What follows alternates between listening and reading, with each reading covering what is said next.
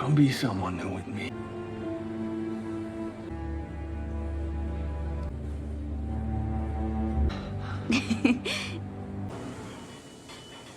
This is Harold Harper. Several laws by doing so, which are right now. I didn't know that was a thing we could do. And partly because you've got about 3... That's awful. I'm sorry. Just retired. As far as I'm to Caledonia County Airfield. But as I sit here, Hamzat wants to see you again. But I'm going to have to answer for some things that... There are only two. Remember what? I wouldn't be so sure. Call you right now. I'm not the one who comes off looking like the bad. What should be safe? They're about to drive this to... It's going to happen. And wait. And eventually, there will be agents at her door. The story goes back into the ground where I...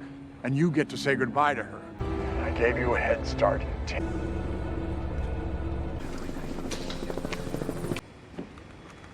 You just...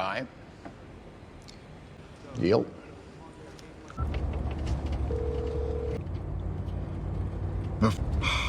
Shit. Away. Just on the phone and keep you safe now. Being able... Dan receives another call on his burner phone, and that's when we are snapped back to the present. We find out that it's Harold, who has known where he was from the start, as he starts to speak. He lets Dan know that his car has a transponder mounted on the back bumper and gives him 3 minutes to get there before the cavalry comes to get him. Dan phones back after leaving the cafe. Through their chat, we find out that Harold and Dan were formerly close co-workers in a hazardous field, with Harold serving as their handler. While expressing his sympathies at Harold's son's passing, Dan had been monitoring Harold's life. Harold responds by telling him that Faraz Hamzat wants to apprehend Dan in order to make amends, and that's why he was told to go back to the field and help the FBI do so.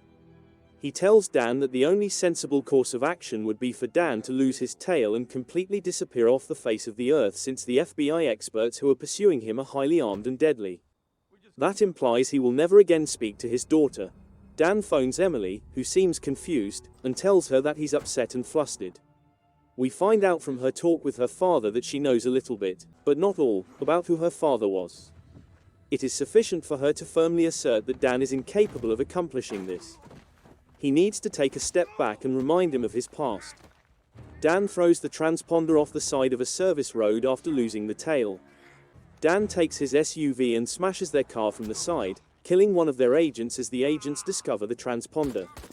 Dan and the other agent engage in a physical struggle that concludes with Dan being depleted and taken into custody by the agent. Dan's dogs are shown trailing the vehicle as the agent apprehends him and departs the scene of the collision. Waters receives a call from the agent informing him that the target has been neutralized, but before he can provide any further information, Dan, who is tied and seated in the backseat, kicks the agent in the head and causes the car to flip over.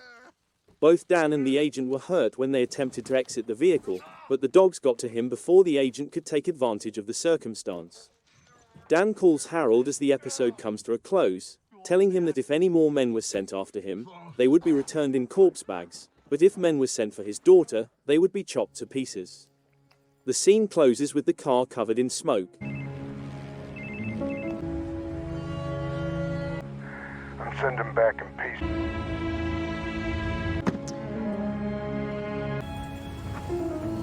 It's your dad.